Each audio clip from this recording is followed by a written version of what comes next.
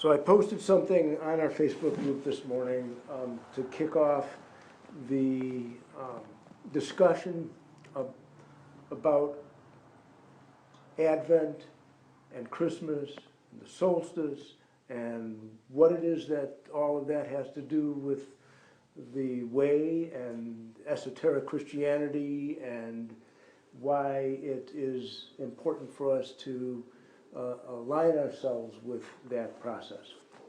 And I want to just read that, and we'll start with that to begin with. It is interesting to me that the story of Christ's incarnation begins with Mary's acceptance, "Be it unto me according to thy word," and ends with Jesus' surrender in the garden, "Not my will, but thine be done," and his final letting go on the cross. We must not forget, especially during this holy season, leading from Advent on through Easter, that the story of the life of Christ Jesus is first and foremost a depiction of the inner stages or initiations every soul goes through on its path of return.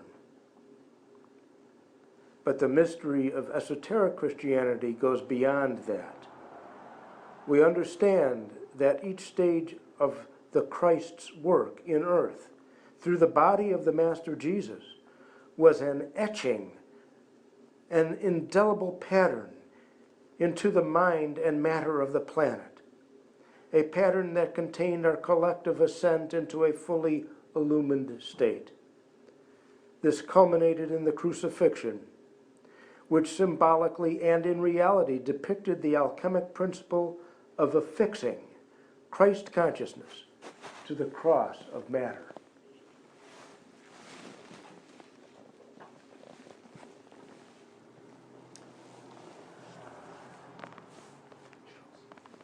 It's important for us to remember that the stories that we hear, read in the Bible, are more than just allegory, more than just an historical account, if that is where we're taking it, if we believe it to be that. But most importantly, it's a map of the inner path that we call the way, and how the soul moves from a sleep state, lulled into the sleep of the inertia of matter, on through the awakening process, and experiences in their own being the symbolic stages that Jesus went through of the birth, the baptism, the various stages of his ministry, the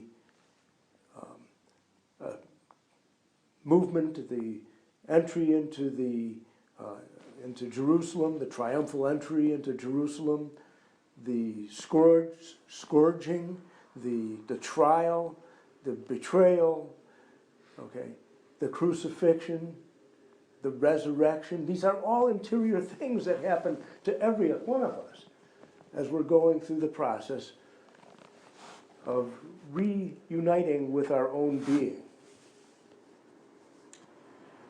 And the beauty of what Jesus did, that Christ did through Jesus, was to act this out in the physical world in a way that solidified that, cemented it into the fabric and mind of the planet, so that we all followed that path. That it wasn't a matter of taking, if we wanted to or not, the planet was coming along regardless. Okay. Hello. Hi. Okay. Grab a seat.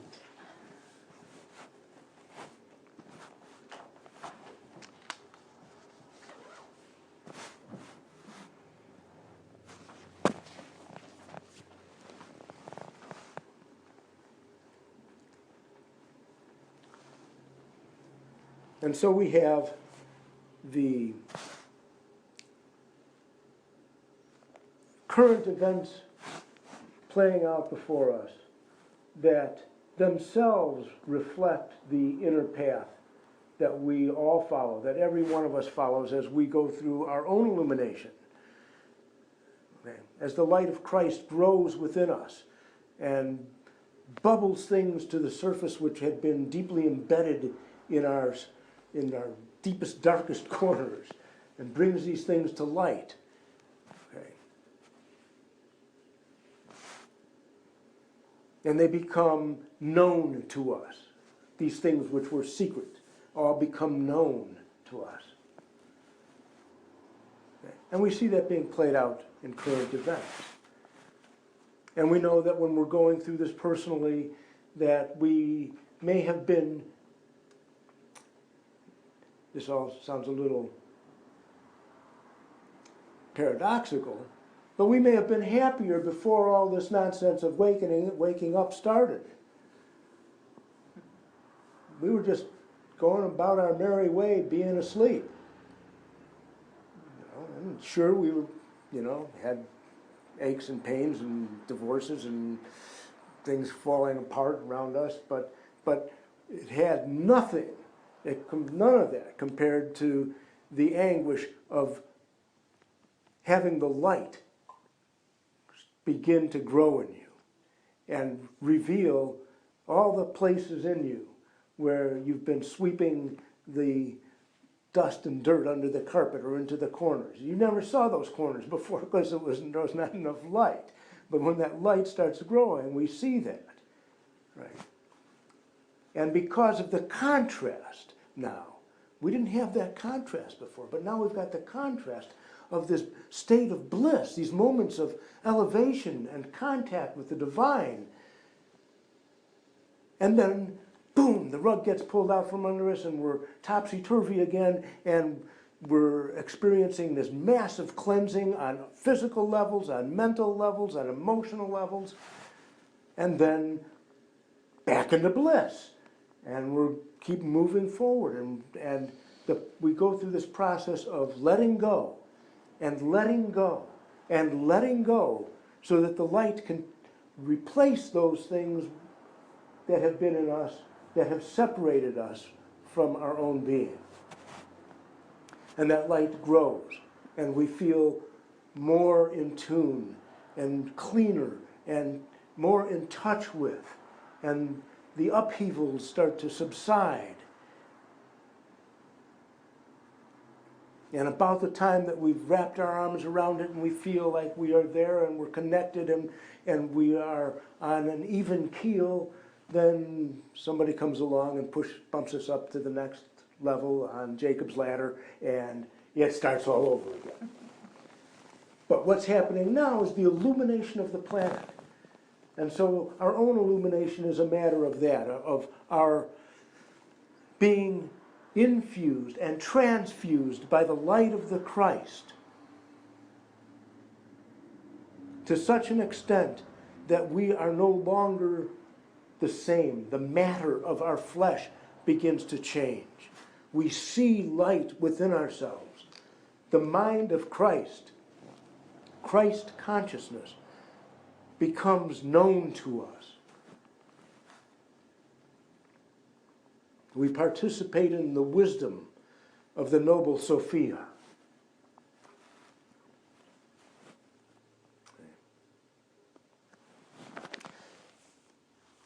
So since we're talking about light and Christ and all that good stuff, I want to start out with what I feel is probably my favorite go-to passage.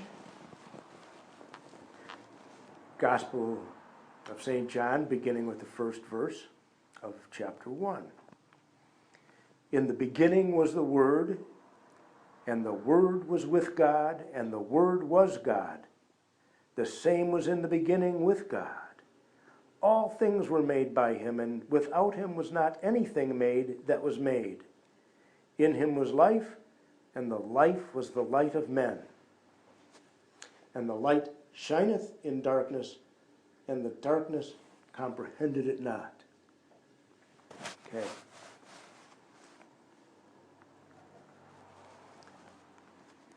Why this is important is because everything that we're talking about in Advent and the march towards Christmas and the solstice, winter solstice, is a matter of understanding our connection with the cosmic Christ.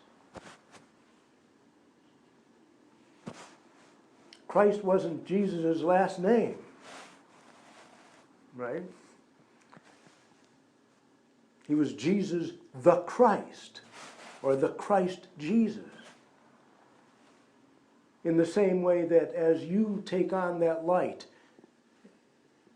and begin to experience it, you could be the Christ Cynthia, Joshua Christ.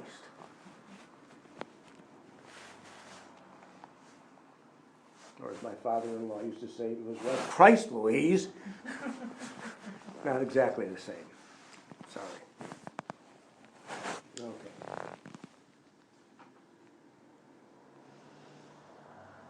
So in the beginning was the Word, and the Word was with God, and the Word was God. The same was in the beginning with God. All things were made by him, and without him was not anything made that was made. In him was life, and the life was the light of men. Okay? So we're equating light and life and the Word, which was coexistent with the Creator, the first expression of the divine, of the all one, of the pure potential, the no thing. The very first movement of that into expression is what we call the Word, the Christos, light. All things were made of this substance. Without that substance, there would be nothing. So what are we being told? The same thing that physics tells us now, that everything is made of energy, that everything is part of the electromagnetic spectrum, that light, what we call physical light, is just a slice on that bandwidth, a very small slice on the infinite bandwidth of electromagnetic spectrum. Okay. But the whole thing, from infinity to infinity, is light. It's vibration.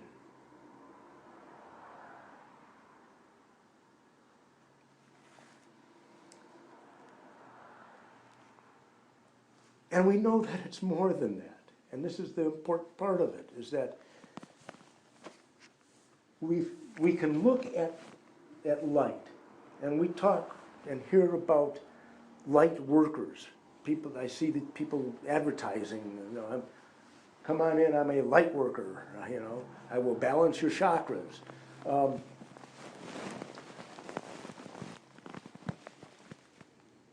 And there's movement of energy. People can do that. This is a wonderful age that we're moving into. There's tons of stuff happening.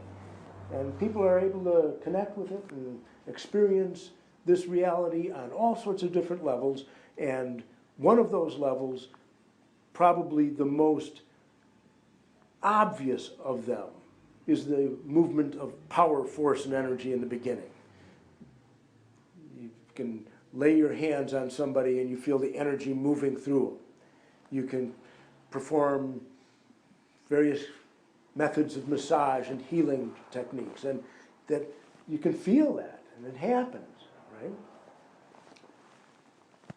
And so people start to equate spiritual enlightenment and the illumination and the light of the Christ with this mechanical kind of function of energy, just like electricity. I'm going to channel this and boom, I plug into it, and wherever I touch, wherever I point, becomes the recipient of that flow. I become a channel for it. And all that's true. But that's just the beginning of our understanding of light. Because the light is the flesh of the mind of Christ.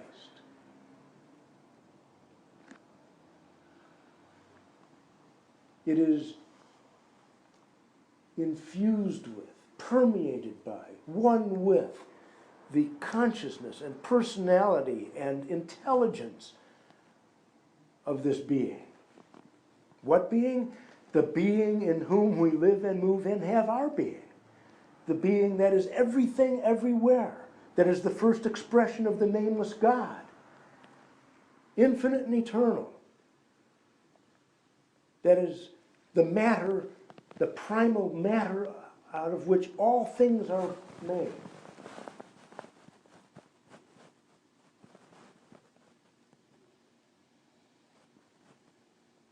So now we start to feel this being. We start to communicate with this presence. It's not merely a cold energy, but a flow of consciousness and love. This intelligence.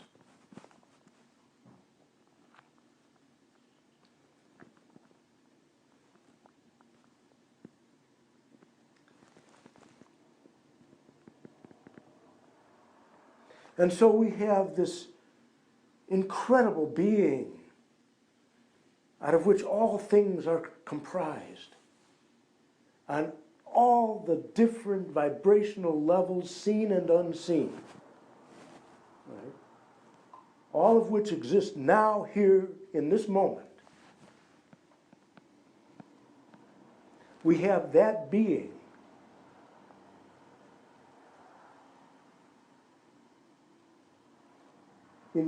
inserting herself, his self, itself into our world. At a moment in our world's evolution when it needed to have that infusion take place, to bring it into its next stage of evolution. It's its initiation.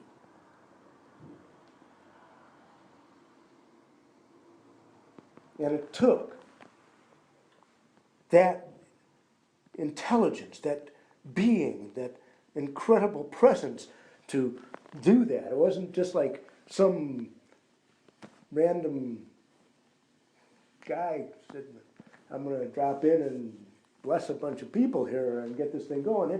It took that kind of an event.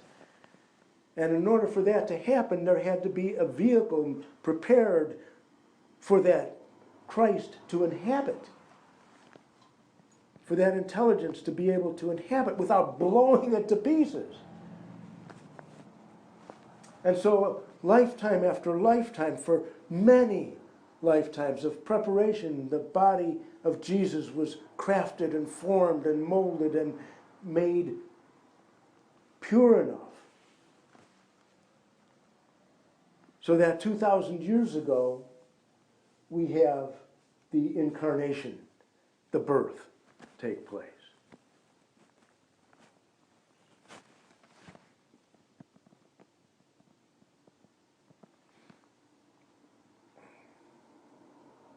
We're talking about the sun in the sky descending into a person's body.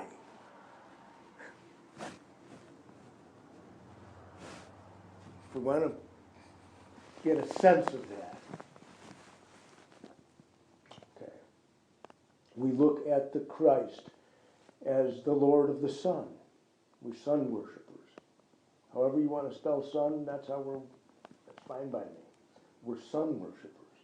The center of the solar system, the center of every atom, the center of your being, the center of the cosmos, whatever center it is, there's only one, ultimately. It's all the Christ.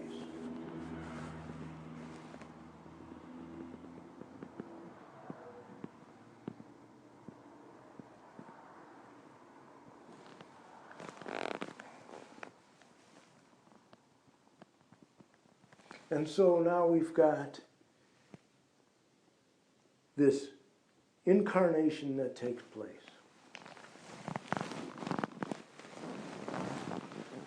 But wait a minute, where did that body come from? How did we get it?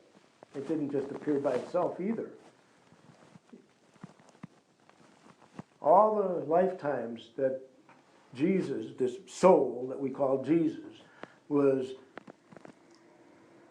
working at, going through the initiations and the schooling, lifetime after lifetime, preparing this vehicle, preparing for this mission. So was the soul that we know as Mary, his mother.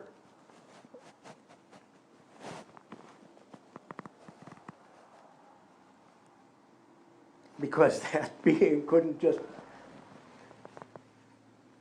go through a normal gestation and pop out of just any person who hadn't been prepared themselves.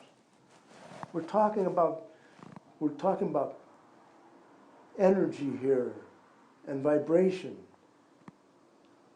You can't take something that is too far removed harmonically and insert it into something and expect that something to do okay. It has to be close enough harmonically in order to be able to sync with it and create a condition known as entrainment, where the vibrational frequencies of each become locked together so that the nodes and troughs of that frequency are meeting up. And when that happens, there's a flow that takes place. Okay? Now you know this in your own life because that's how we relate to one another. When we feel that with another person, we call that love.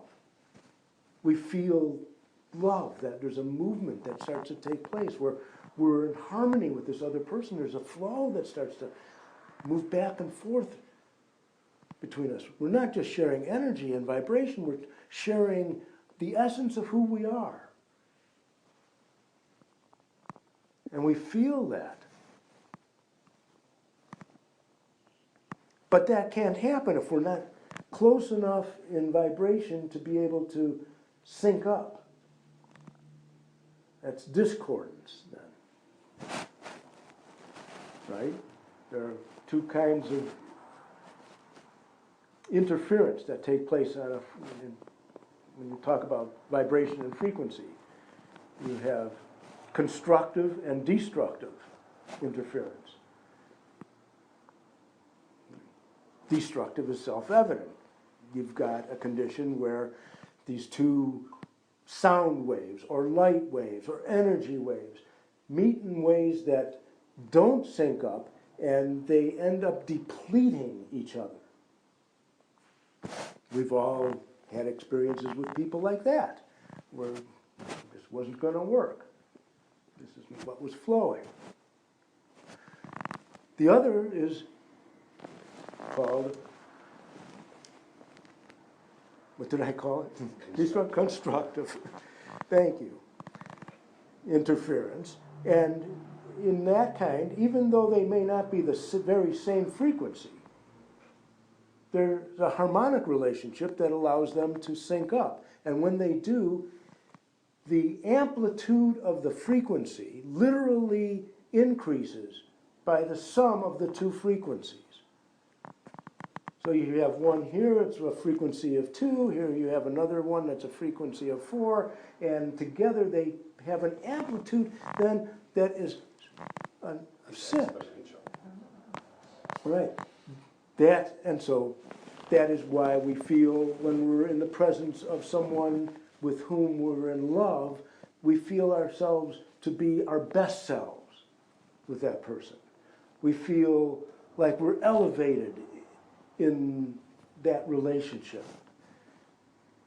We know that when we talk then about our relationship with the Christ and with Mary and with Jesus, that we're being told that wherever two or more are gathered in my name, there shall I be in their presence, right? That's the same thing. That's that constructive interference.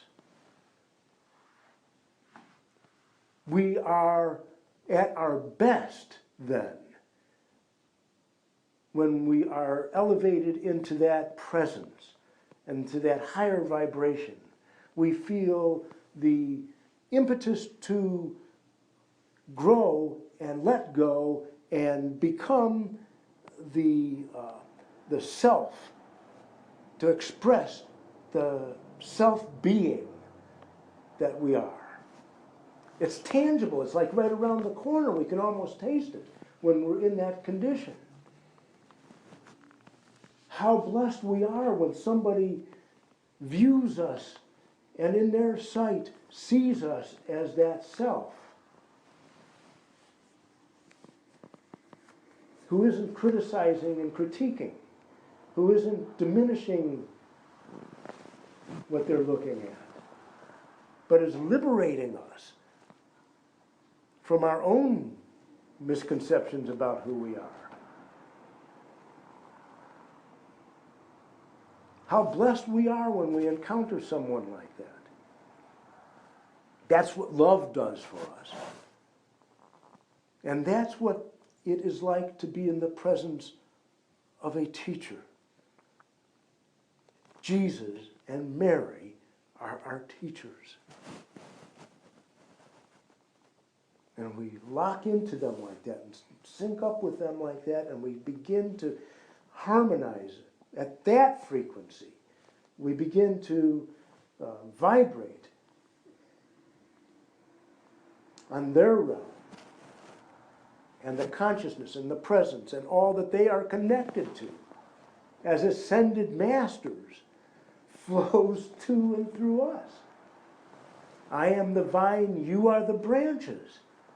All we have to do is sync up with it, and that flow takes place. That is what takes place through following the inner path of initiation known as the way.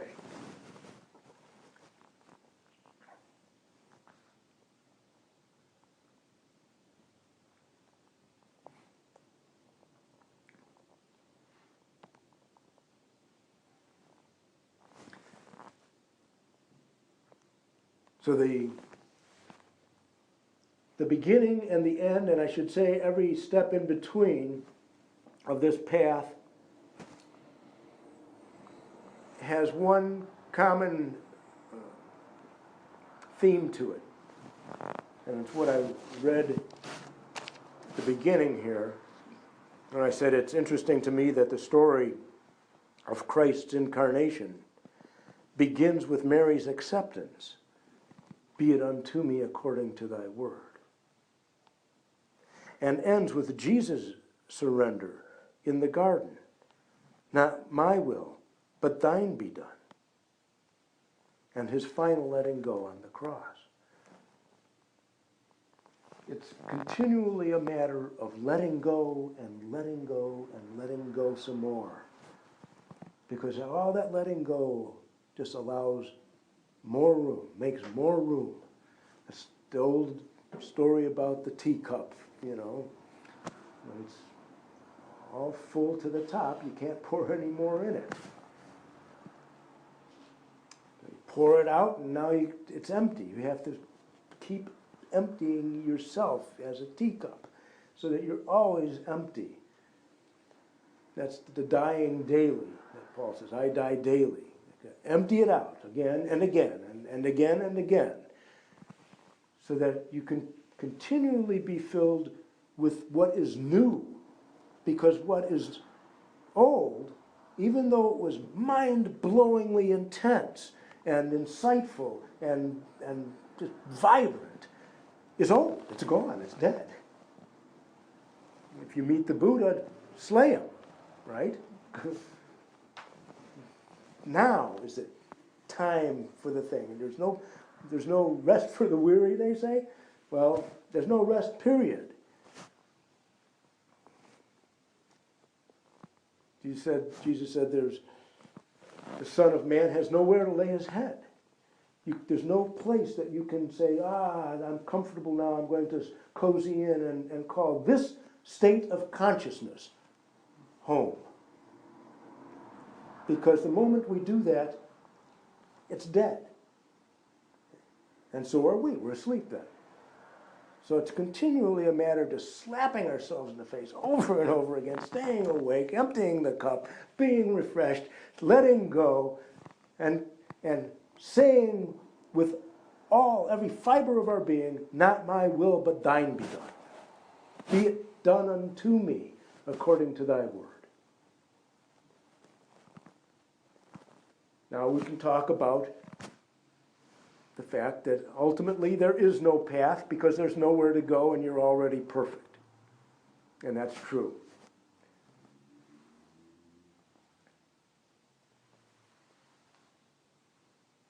And that's a good thing to keep in the back of your mind.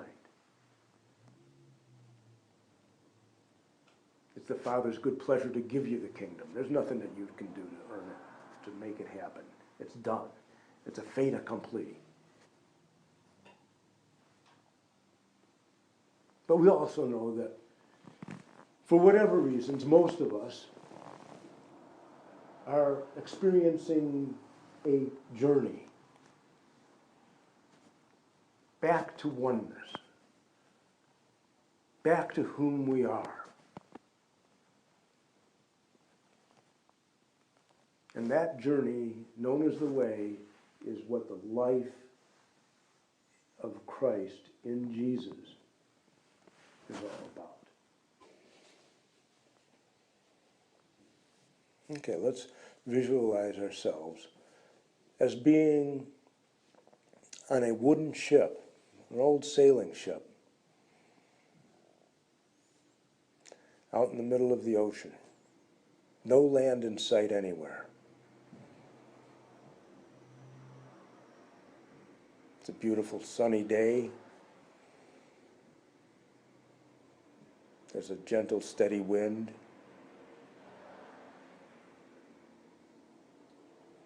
We may see dolphins playing in our wake, the wake of the ship. There's creaking. There's the slap of the sails.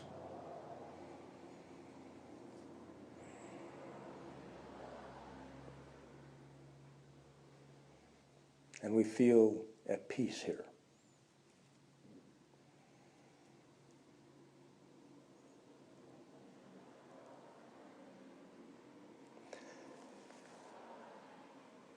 And then on the horizon, we see a darkening taking place. Ominous clouds start to make their way towards us.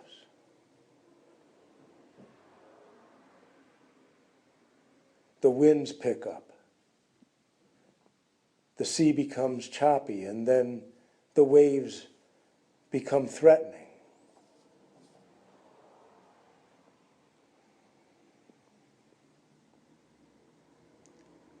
Men are taking the sails down.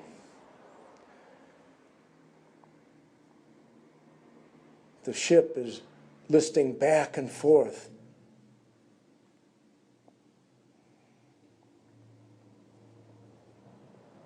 They're trying desperately to head it into the wind because it's fruitless to try to outrun this storm.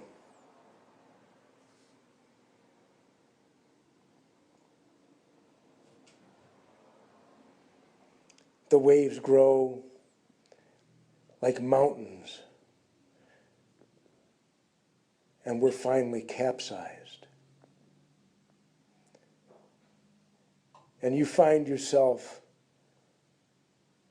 swimming, desperately looking for something to grab onto that'll keep you afloat.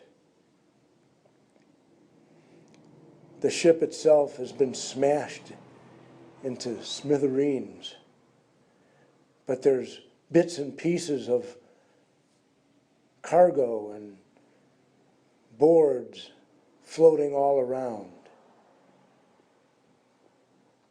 and you're alone. You don't see another person. And in the violence of the storm, and the tossing of the waves, and the blowing of the wind, and the dark sky, you find something that is floating and allows you to rest for a bit. And you're grateful for that moment of rest. But almost as soon as you found it, it becomes waterlogged and disappears and leaves you struggling to keep your chin above water once again, until you find your fingers just touch another floating object, and one after another you grab onto these things and hold them for a while, and then they go away, and the storm keeps pummeling you, and you can't tell where the water ends and the air begins.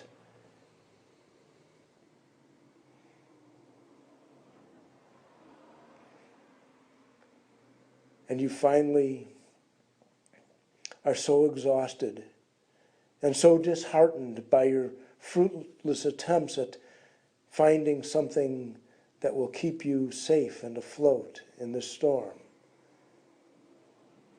that you surrender yourself to the sea. You're too tired to do anything else, weary to the bone.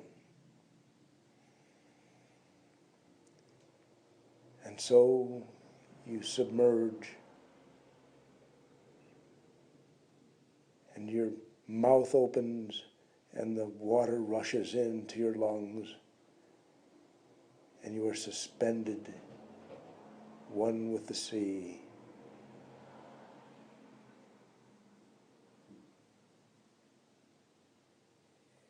And it's quiet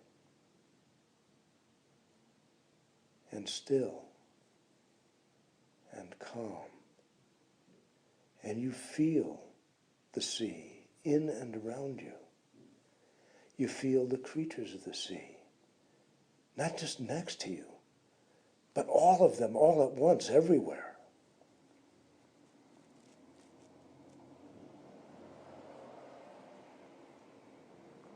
And you are filled with joy at discovering that all this time you'd been struggling to keep your head above water, while life was beckoning you to let go and submerge.